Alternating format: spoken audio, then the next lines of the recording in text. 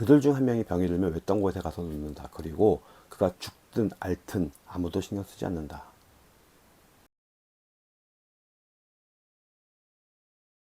이 책 헤로도토스의 역사에 제가 밑줄 그은 내용들을 한번 읽어보도록 하겠습니다. 30페이지에 이런 내용이 있습니다. 귀게스, 자네는 내 아내의 미모에 관해 내가 한 말을 믿지 않는 것 같은데 하긴 사람들은 눈보다는 귀를 덜 믿는 편이지.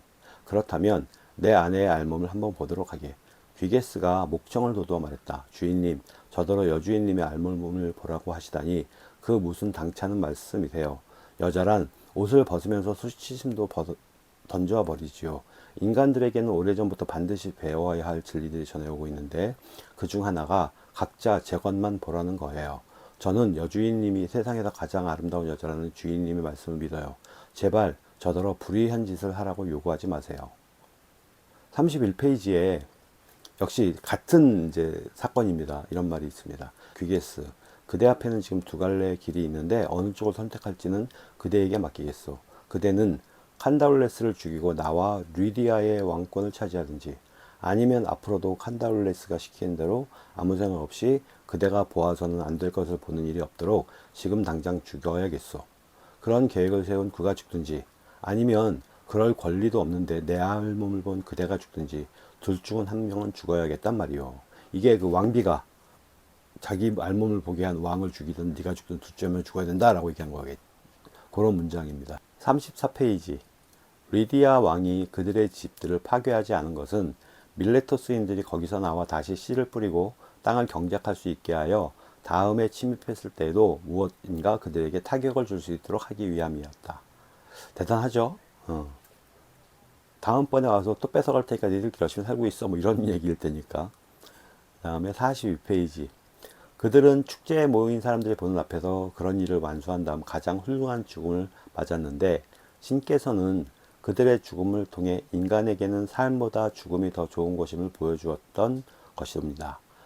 아르고스인들이 둘러서서 남자들은 두 젊은이의 체력을 찬양하고 여인들은 그런 자식들을 두어 항복하겠다고 어머니를 칭찬했사옵니다.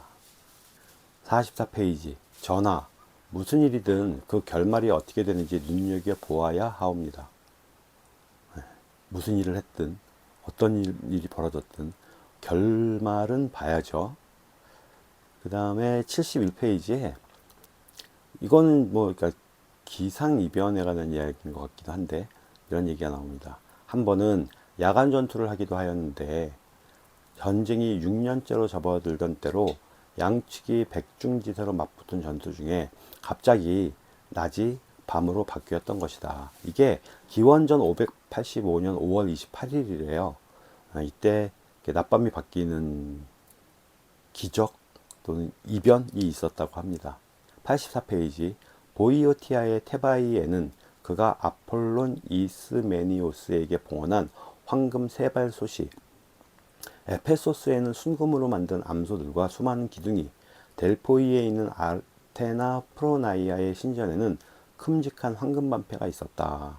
전 여기서 사실 이 황금 세발솥이라고 하는 게 되게 눈에 띄었었어요. 이유가 사실 중국 같은 경우에도 그 왕의 권위나 이런 것들 얘기할 때는 그 세 발 달린 솥 이야기가 나오잖아요. 그래서 이거는 중국만이 아니라 전 세계의 어떤 그런 특성인가 뭐 이런 생각도 좀 들기도 했었고요. 이거에 대해서 얘기들이 많죠. 그러니까 우리가 한자에서 그 소정자가 원래는 세발 소정이라고 하더라고요. 뭐 그런 다리가 세 개 달린 어떤 그런 뭐 솥이라던가 뭐 받침대라던가 이런 것들이 그 신과의 관계를 의미하는 그런 뜻이 있는 것 같아요. 92페이지. 몇몇 나고병들은 아프로디테 우라니아의 신전을 약탈했다. 하늘의 아프로디테라는 뜻으로 아쉬리아의 뮬리타, 아라비아의 알릴라트, 페니키아의 에스타르테, 시리아의 아테르가티스 또는 데르케토를 가리키는 그리스어 이름이다. 아프로디테 우라니아라고 하는 신전에서 이 뜻이 아프로디테 우라니아가 하늘의 아프로디테라는 뜻이고 그 뜻으로다가 이제 다른 지역에서는 이런 식으로다가 표현을 했다고 합니다. 135페이지. 이를테면 그들은 헬라스인으로부터 소년과의 남색을 받아들였다. 페르시아 남자는 정식으로 결혼한 아내가 여럿이고 첩은 더 많다. 그러니까 그 얼마 전에 제가 그 JTBC 그 세계사 강의 있잖아요. 거기서 좀 본 것 같은데 예전에는 남색, 여색 이런 것도 별도로 딱히 구분하지도 않고 딱히 의미를 부여하지도 않은 그런 경우들이 많았었다고 합니다. 그리고 111페이지 아래쪽에 이런 문장이 하나 더 있습니다. 남자의 주된 미덕은 전쟁터에서 용감한 것이고 그 다음은 아들을 많이 보여줄 수 있는 것이다. 아들을 가장 많이 보여줄 수 있는 자에게 왕은 해마다 선물을 하다 하는데 그들은 수에서 힘이 나온다고 생각하는 것이다. 124페이지에는 이런 문장이 있습니다. 그러자 신께서 대답하셨다고 한다. 그렇다. 내가 너희들에게 그렇게 명령하는 것은 너희들이 더 빨리 불경지를 짓고 망하게 되어 다시는 그런 탄원자들의 인도와 관련해 내게 상의하러 오는 일이 없게 하려는 것이니라. 귀찮다는 얘기인가요? 132페이지. 그들은 리코스라는 그의 이름을 따 차츰 리키아인들이라고 불렀다. 그들의 관습은 일부는 크레타적이고 일부는 카리아적이다. 그러나 그들에게는 세상 어디서도 볼 수 없는 독특한 관습이 하나 있는데 그들은 아버지가 아니라 어머니의 성을 따른다. 그 리키아인들이 모계로다 성을 구축하는 그런 풍습이 있나 봐요. 138페이지. 칼다 이오이 족의 말에 따르면 이것들을 만드는데 800탈란톤의 금이 들었다. 이게 여기서 저 이제 그 생각을 했어요. 사실 뭐 이 문장이 중요한 게 아니라 이 탈란톤이라고 하는 이게 이제 무게 또는 뭐 값을 의미하는 단어일 텐데 문득 이걸 들으면서 이 탈란톤이 혹시 지금의 탤런트의 어원이 아닐까라는 생각이 들었습니다. 146페이지. 경매는 가장 예쁜 처녀부터 시작되는데 그 처녀가 높은 값에 팔리면 그 다음으로 예쁜 처녀를 경매에 붙이곤 했다. 처녀들은 노예가 아니라 아내로서 팔렸던 것이다. 장가들고 싶은 바빌론 남자들 가운데 부자들은 젊고 예쁜 여인을 사려고 더 높은 값을 제시했다. 그러나 장가들기를 원하는 하층민은 미색은 따지지 않고 못생긴 처녀를 아내로 얻고 돈까지 덤으로 받았다. 전령은 가장 잘생긴 처녀들 다 팔고 나면 가장 못생긴 또는 불구인 처녀를 일으켜서 경매에 붙이되 가장 돈을 적게 받고 그 처녀에게 장가들겠다는 남자들에게 팔았기 때문이다. 그 돈은 잘생긴 처녀들을 팔고 생긴 것이라 어떤 의미에서는 잘생긴 처녀들이 못생기고 불구인 처녀들을 시집 보내는 셈이었다. 147페이지에 이런 문장이 있습니다. 어느 누구도 어떤 병을 앓고 있는지 물어보지도 않고 말없이 환자 옆을 지나쳐서는 안 된다. 주위 사람들에 대한 관심이 없으면 안 되고 그게 생존을 위해서 정말 중요한 미덕이었다라는 의미가 될 것 같네요. 157페이지. 그들의 관습은 다음과 같다. 그들은 각자 한 명의 아내와 결혼하지만 아내들을 공유한다. 헬라스인들은 그것이 스퀴타이족의 관습이라고 말하지만 스퀴타이족이 아니라 마사게타이족의 관습이다. 마사게타이족 남자가 어떤 여자를 원하면 그녀의 수레 앞에다 화살통을 걸어두고 거리낌 없이 교합한다.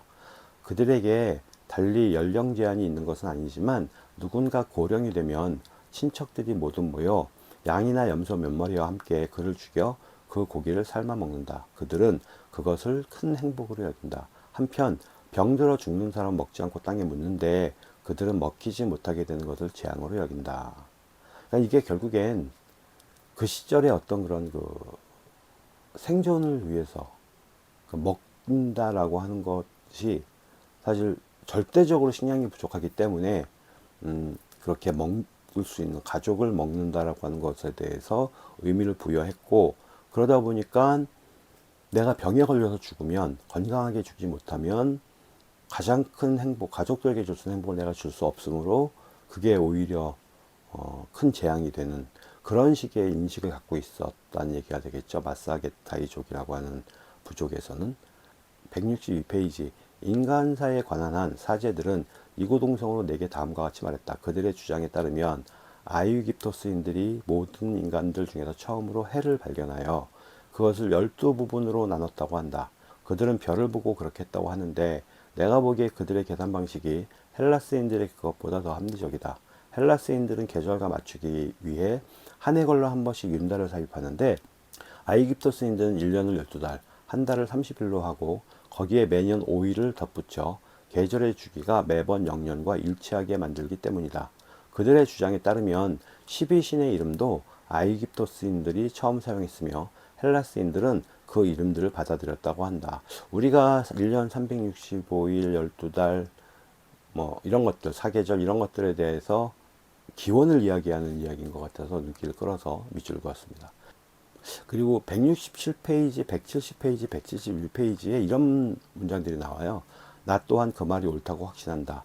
이 문제에 관한 나의 의견을 말하자면 나의 판단을 뒷받침할 증거가 있는데, 다시 말해서 이 두꺼운 책을 쓰면서 헤로도토스는 자신의 감정만으로 또는 자신의 느낌이라던가 자신의 판단만으로 쓴 것이 아니라 확신이 있거나 또는 무언가 증거가 있는 경우, 그리고 그렇지 않을 경우에 이 부분에 대한 내 의견은 이래라고 하는 것들을 되게 명확하게 밝히면서 책을 썼구나 라는 생각이 들어서 되게 인상적이었던 느낌이 납니다. 177페이지, 그곳에서는 제우스와 디오니소스, 이집트의 아몬과 오시리스 두 신만을 경배하지만 두 신을 크게 받들어 모신다. 그곳에는 또 제우스의 신탁소가 있다. 신이 신탁을 통해 명령하면 그들은 군대를 보내며 신이 어디로 가라고 하건 그곳으로 간다. 같은 페이지에 요거는 어떤 그런 뭐 어원 또는 뭐 의미 이런 것들에 대한 얘기에서 눈길을 끌었는데요. 탈주자들은 아이깁토스 말로는 아스마크라고 하는데 이를 헬라스 말로 옮기면 왕의 왼쪽에 서 있는 자들이란 뜻이라고 합니다. 여기서 이제 그리스인들이 왼쪽을 좀 불길한 방향으로 여겼다는 의미가 되겠죠. 178페이지, 탈주자들이 그곳에 살게 되자 아이티오피아인들은 아이깁토스인들의 생활 습관을 받아들임으로써 더 개명되었다. 여기서 그 아이티피오이아가 아마 그 이티오피아를 얘기하는 걸 거고요. 그 다음에 아이깁토스인들의 생활 습관을 받아들이면서 좀 더 선진화됐다라고 하는 얘기인 것 같은데, 그거는 이 헤로도토스의 어떤 그런 선입견 같은 게 아닐까 싶은 생각이 좀 들기도 했습니다. 182페이지, 아이깁토스인들의 영향을 받지 않은 다른 민족들은 성기를 자연 그대로 내버려 두지만 아이깁토스인들은 할례를 한다. 꽤 오래전부터 할례가 있었다는 얘기네요. 아까 앞서도 제가 이 헤로도토스가 이야기를 할 때 증거나 뭐 이런 것들을 따진다 그랬잖아요. 여기서 그런 내용이 있어요. 187페이지에 이 사실을 입증해 줄 증거를 나는 많이 갖고 있다. 그러니까 결국엔 이 책들을 쓰면서 증거에 입각한 글쓰기였다라고 하는 게 되게 이 작가 입장에서는 되게 중요한 키워드였던 것 같아요. 그리고 어쩌면 그렇게 정말 이렇게 자기만의 감정적인 어떤 판단 이런 것들, 개인적인 그런 판단들이 아니라 이렇게 무언가 객관적인 것들을 가지고 책을 썼기 때문에 지금까지도 인정을 받는 게 아닌가 하는 생각이 들기도 했고요. 194페이지엔 이런 내용이 있네요. 내가 도도노에서 들어 파악한 바에 따르면 원래 펠라스고이족은 무슨 재물을 바치든 신들에게 기도하되 어떤 신에게도 별명이나 이름을 붙이지 않았다. 그들은 아직도 신들의 이름을 들어보지 못했기 때문이다. 그들이 신들, 그리스어로 테오이라고 부른 것은 신들이 만물을 질서정연하게 배열하고, 그리스어로 티테미, 일종의 민속 어원학적 설명이다 라고 하네요. 이 모든 것을 적재적소에 배치했기 때문이다. 196페이지, 생각건대 도도네인들이 여인들을 비둘기라고 부른 것은 그녀들이 이방인들이라 그녀들이 하는 말이 비둘기 울음소리처럼 들렸기 때문일 것이다. 얼마 뒤 여인들이 알아들을 수 있는 말을 하자 그들은 비둘기가 사람의 목소리로 말했다고 했다. 그녀가 비헬라스어로 말하는 동안에도 그녀의 말이 그들에게는 새가 지저귀는 소리쯤으로 들렸던 것이다. 그도 그럴 것이 비둘기가 어찌 사람의 목소리라 말할 수 있겠는가. 그리고 그들이 비둘기를 검다고 한 것은 여인이 아이깁토스인임을 말해주는 것이다. 이 앞서 설명했던 비둘기들이 날아와서 인간의 언어로다가 뭐 시타 속에서 말했다고 하는데, 이거 갖다가 그 작가가 헤로도토스가 어떻게 해석했는지에 대한 설명입니다. 208페이지, 그 밖에도 아이깁토스인들이 발견한 것들이 몇 가지 있다. 어느 달과 어느 날이 각각 어떤 신에게 바쳐졌으며 어느 날에 태어난 자는 어떤 운명을 받아들이고 어떤 죽음을 맞으며 어떤 부류의 인물이 되느냐 하는 것들이다. 그리고 헬라스의 시인들이 그것들을 인용했다. 아이깁토스인들은 세상의 어느 민족보다 더 많은 전조를 찾아냈다. 어떤 전조가 나타나면 그들은 그 결과를 기다렸다가 기록해둔다. 그리고 훗날 비슷한 일이 다시 일어나면 그들은 같은 결과가 생기리라고 생각한다. 그러니까 이거는 자연의 어떤 변화 또는 뭐 이런 것들에 의해서 인간사가 살아가기가 되게 많은 변동을 일으키니까 그런 부분들 때문에 이 아이기프토스인들이 나름대로 그때로서 가장 합리적인 해결 방법을 만든 게 아닐까 생각이 들었습니다. 211페이지 고르고. 고르고는 머리털이 뱀으로 되어 있는 무서운 괴물로 보는 이를 돌로 변하게 했다고 한다. 고르고 자매는 3명인데 고르고라가 하면 대개 그중 유일하게 죽게 되어 있는 메두사를 말한다. 페르세우스는 그녀를 직접 보지 않고 아테나 여신이 준 청동망패에 비친 그녀의 모습을 보고 그녀를 죽이고 목을 베을 수 있었다. 우리가 알고 있는 메두사의 전설에 이게 원전이 아닐까 싶은데요. 예. 216페이지. 내가 지금까지 아이기프토스인에 관해 말한 것은 내가 직접 보고 판단하고 탐사한 것에 근거한다. 이제부터는 내가 아이기프토스인들에게 들은 것을 그대로 전하되 내가 직접 본 것도 간혹 덧붙이려 한다. 역시 계속 중간중간에 자신이 쓴 글에 대한 어떤 신빙성에 대해서 언급을 하고 있죠. 223페이지. 그러면 왕이 조사관들을 파견해 할당된 땅이 얼마나 줄었는지 다시 측량하게 하여 땅이 준 만큼 소작료도 줄여주었다. 내 생각에 그런 연유로 기하학의 그리스어 지오메트리아, 원전 지오메트리는 직역하면 땅을 측량하는 기술이란 뜻이다. 기하학이 창안되어 헬라스로 수입된 것 같다. 해시계와 해시계의 바늘과 하루를 12부분으로 나누는 지식은 헬라스인들이 바빌론인들에게 배웠기에 하는 말이다. 235페이지. 사제들에 따르면 그 뒤 람프시니토스는 살아서 헬라스인들이 하데스, 저승이라고 부르는 곳으로 내려가 그곳에서 데메테르 여신과 주사위 놀이를 했다라고 하네요. 데메테르는 이시스라고도 불리됩니다. 여기에 이제 같은 페이지 235페이지에 이런 내용이 있습니다. 내가 이 책을 쓰면서 고수하는 원칙은 여러 민족들의 전승을 내가 들은 그대로 기록하는 일이다. 그대로 기록했다는 얘기니까 무슨 이야기냐면 내가 이야기를 과정하거나 덧붙이지 않았다. 따라서 이 이야기들은 사실인지 아닌지 모르지만 적어도 내가 변질시키진 않았다라고 하는 의미가 되겠네요. 여기에 보면 그 피라미드 건축하는 거에 관한 이야기도 나오거든요. 237페이지에 이런 내용이 나옵니다. 아무튼 그들은 먼저 피라미드의 꼭대기 부분을 완성한 다음 바로 그 아랫부분을 완성하고 마지막으로 땅바닥의 가장 낮은 마지막 부분을 완성했다. 피라미드에는 얼마나 많은 일꾼들이 얼마나 많은 무와 양파와 마늘을 소비했는지 아이기프토스 문자로 기록되어 있다. 그러니까 아래에서 위로 쌓아나간 게 아니고 위에서 아래로 쌓아 내려갔다는 얘기인 거고요. 그리고 그러기 위해서 무, 양파, 마늘을 어마무시하게 먹었나 봐요. 244페이지에 이런 말이 있습니다. 아이기프토스인이 죄를 지으면 사바코스는 사형에 처하지 않고 죄의 경중에 따라 죄인의 고향 도시 근처에 제방을 쌓게 했다. 그리하여 도시들이 종전보다 지속적으로 더 높아졌다.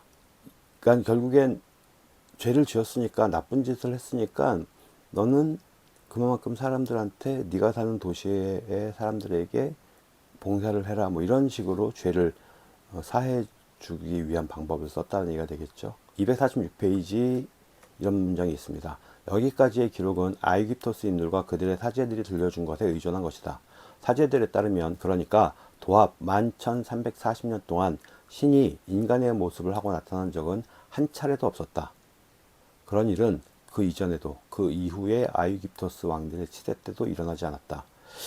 그러니까 이건 보면서 그 생각을 했어요. 우리가 그 특정 종교를 제가 언급하기는 좀 그렇고요. 종교 경전들을 보면 신이 인간의 모습을 하고 등장을 하거나 인간사에 나타나는 그래서 영향을 행사하는 거에 관한 이야기들이 많이 나오고 그러면 이제 그 종교를 믿는 분들은 이게 우리 종교가 진실하다는 증거다 뭐 이런 식으로다가 흥분하고 뭐 이런 것들이 좀 있죠. 그런데 아이기프토스는 그렇지 않았나 봐요. 신이 등장하지 않았다라는 것을 적어도 11,340년 동안은 단 한 번도 그런 일이 없었다고 명확하게 이야기를 하고 있네요.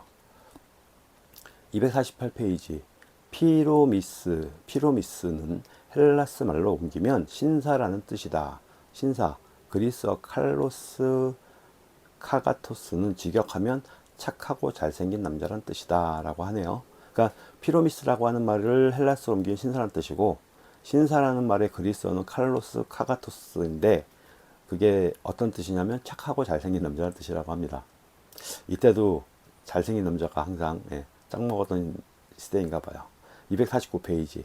만약 세멜레의 아들 디오니소스와 펠레노페의 아들 판도 암피트리온의 아들 헬라클레스처럼 헬라스에 나타나 그곳에서 자랐다면 앞서 말한 두 신도 헤라클레스처럼 옛 신들의 이름을 붙인 인간들이라고 말할 수 있을 것이다. 262페이지. 손기술을 가장 덜 멸시하는 것은 코린토스인들이다. 그러니까 이때도 지금으로 말하자면 장인들 무언가를 만들어내고, 사실 이것들이 생필품을 만들거나 이런 데서 되게 중요할 텐데 좀 이렇게 천시하는 그런 게 좀 있었죠. 근데 코린토스인들은 그렇지 않았나 봅니다. 그게 아마 그런 거 아닐까 싶어요. 제 생각엔 문득 든 생각인데, 이 손기술을 인정해주고 그들을 떠받들어 주게 되면 그들이 만들어내는 게 우리가 일상에서 쓰이는 것들이잖아요. 그런데 높은 비용을 지불해야 되는 거죠. 근데 그들을 천시하고 멸시하면 아무래도 그들이 만든 물건을 더 싼 값에 가져올 수 있으니까 그랬던 게 아닐까라는 생각이 들기도 합니다. 264페이지. 아마시스는 시민들의 행동에 관해 들어 알게 되자 아이깁토스인들을 불러 모아놓고 그들이 지금 열심히 경배하는 그 신상이 사실 얼마 전까지 그들이 토하고 오줌 누고 발을 씻던 대야로 만든 것이라고 진상을 밝혔다. 그러면서 자기도 전에는 일국의 평민이었으나 지금은 그들의 왕이 되었으니 그 발 씻는 대야와 처지가 다르지 않다며 자기를 존경하고 존중해달라고 명령했다. 이런 방법으로 아마시스는 자기를 기꺼이 주인으로 섬기도록 아이깁토스인들을 설득했다. 284페이지에는 그 ITPO와, 그러니까 지금의 이티오피아일 것 같은데 그곳에 관습에 관했던 이런 언급을 합니다. 그들은 백성들 가운데 누구든 가장 키가 크고 키에 걸맞은 힘을 가진 자를 왕으로 뽑아야 한다고 생각한다는 것이다. 299페이지. 그러고 나서 5, 6일쯤 뒤에 다음과 같은 일이 일어났다. 한 어부가 크고 잘생긴 물고기를 잡게 되자 플리크라테스에게 선물하는 것이 좋겠다고 생각했다. 그는 궐문으로 가서 플리크라테스를 만나고 싶다고 말했다. 허락이 떨어지자 그는 물고기를 마시며 다음과 같이 말했다. 전하, 비록 제가 제 손으로 벌어먹고 살지만 이 물고기를 잡고는 장터로 가져갈 생각을 하지 않았사옵니다. 이 물고기는 이 나라를 다스리는 전하께 합당하다고 여겼기 때문입니다. 그래서 전하께 바치는 것이옵니다. 폴리크라테스는 어부가 하는 말이 마음에 들어 다음과 같이 대답했다. 그러기를 잘했네. 자네의 선물도 자네의 말도 고맙네. 그에 대한 보답으로 나는 자네를 식사에 초대하고 싶네. 어부는 식사 초대에 우쭐하여하며 집으로 돌아갔다. 그 사이 시종들이 물고기의 배를 가르자 물고기의 뱃속에서 플리크라테스의 인장반지가 나왔다. 시종들은 인장반지를 보자 얼른 집어들고 기뻐하며 폴리크라테스에게 가져가 그 거미를 보고했다. 폴리크라테스는 일이 이렇게 된 것은 신의 뜻이라고 보고 자기가 한 일과 자기에게 일어난 모든 일을 적은 터처를 아이깁토스에게 보냈다. 꽤 멋진 이야기죠. 317페이지. 다레이오스가 말했다. 오타네스여, 말로는 표현할 수 없어도 행동으로 실행할 수 있는 경우는 많소이다. 그런가 하면 말하기는 쉬워도 영적인 행동이 따르지 못하는 경우도 허다하지요. 말하자면 방법은 달라도 추구하는 목표는 같소. 이익을 기대할 수 없다면 참말을 하는 사람도 똑같이 거짓말을 할 것이고 거짓말쟁이도 참말을 하게 될 것이요. 323페이지에 이런 문장이 있네요. 그것은 독재자는 조상전례의 규범을 철폐하고 여인을 겁탈하며 재판 없이도 사람을 죽인다는 것이요. 아무 쓸모없는 군중보다 더 어리석고 교만한 것은 아무것도 없기 때문이요. 독재자의 교만을 피하려다 절제 없는 민중의 손으로 들어간다는 것은 도저히 용납할 수 없는 일이요. 쓸모없는 군중, 뭐 이런 것들은 아마 이 당시에는 그 사람들에 대한 계급, 뭐 이런 것들에 대해서 구분하던 시절이었기 때문에 이러지 않았나라는 생각이 들긴 합니다. 333페이지. 여기는 그 죽음에 대한 어떤 그런 풍습, 사람들의 관습 이런 것들에 대한 얘기일 것 같습니다. 누군가 고령이 되면 그를 죽여 잔치를 벌인다. 그러나 그런 경우는 드물다. 고령이 되기 전에 그들 대부분은 무슨 병이든 들어 친구들 손에 죽기 때문이다. 그들 중 한 명이 병이 들면 외딴 곳에 가서 눕는다. 그리고 그가 죽든 앓든 아무도 신경 쓰지 않는다. 354페이지. 쉴로소는 다레이오스가 외투를 몹시 갖고 싶어하는 것을 보자 순간적으로 영감이 떠올라 말했다. 아무리 많은 돈을 주어도 나는 이 외투를 팔지 않을 것이요. 하지만 그대가 이 외투를 꼭 가져야겠다면 내가 그대에게 거저 주겠소이다. 이 슐로손이라는 사람의 그 처세술, 아이디어 이런 것들에 대한 이야기네요. 355페이지. 슐로손이 대답했다. 전하, 제게 금도 은도 주지 마시고 제 조국 사모스를 돌려주소서. 이 외투 한 벌로 자신의 나라를 돌려받는 대단한 이런 얘기인 것 같아요. 370페이지에 이런 내용이 나옵니다. 마침내 스키타이족 가운데 한 명이 다음과 같이 말했다. 스키타이족 전사들이여, 우리가 대체 무슨 짓을 하고 있는 것이오? 우리는 우리 노예들과 싸우고 있어. 우리가 무기를 든 것을 보는 동안 그들은 자신들이 우리와 대등하며 자신들의 아버지도 우리와 대등하다고 생각할 것이오. 그러나 우리가 무기 대신 채찍든 것을 보게 되면 그들은 자신들이 우리들의 노예임을 알게 될 것이며 일단 알고 나면 감히 우리에게 맞서지 못할 것이오. 392페이지. 아시아라는 이름은 프로메테우스의 아내에게서 유래한 것이라고 주장한다. 그러나 리디아인들은 아시아라는 이름은 자기들 것이라고 주장하며 아시아라는 이름은 프로메테우스의 아내가 아니라 코티스의 아들이자 마네스의 손자인 아시에스에서 유래한 것이고 샤르데이스의 아시아스라고 하는 시족도 아시에스의 이름을 딴 것이라고 말하고 있다. 403페이지. 왕이 누군가에게 처형 명령을 내리면 그자의 자식들도 무사하지 못한데 남자들은 모조리 죽이지만 여자들은 다치게 하지 않는다. 404페이지. 1년 뒤 그들은 또 다음과 같이 한다. 아직도 살아있는 왕의 시종들 가운데 이들은 모두 토박이 스키타이족이다. 왕이 부르는 자는 누구나 왕의 시종이 되는 것이며 왕이 돈을 주고 노예를 사는 일은 없다. 가장 훌륭한 자들 50명과 왕의 준막 50필을 목졸라 죽인다. 이게 멀쩡하게 살아있고 멀쩡하게 무언가 잘하는 훌륭한 사람들을 죽인다는 건데 그게 아마 죽은 왕의 그 후손들이 반란할 수 있으니까 똑똑한 놈들을 없애기 위한 그런 게 아닐까 싶네요. 422페이지. 이것도 되게 인상적인 문장입니다. 나는 물론 이 이야기를 믿지 않지만 그들은 사실이라고 우기며 맹세까지 한다. 누군가는 사실이라고 말하지만 작가는 믿지 않았고 그럼에도 불구하고 소개는 해야겠다라고 했는 것 같아요. 역시 같은 페이지 422페이지에 이런 문장이 있습니다. 안드로파고이족은 세상에서 가장 야만적인 삶을 살며 정의나 법에 대한 관념이 전혀 없다. 그들은 유목민으로 스키타이족과 같은 옷을 입고 다니고 고유한 언어를 갖고 있으며 이들 부족들 가운데 유일하게 인육을 먹는다. 447페이지. 테미소는 자신이 속아서 맹세하게 된 것에 몹시 분개하여 아테아르코스와의 친교를 파기하고 다음과 같이 했다. 소녀를 데리고 출항한 그는 난바다로 나오자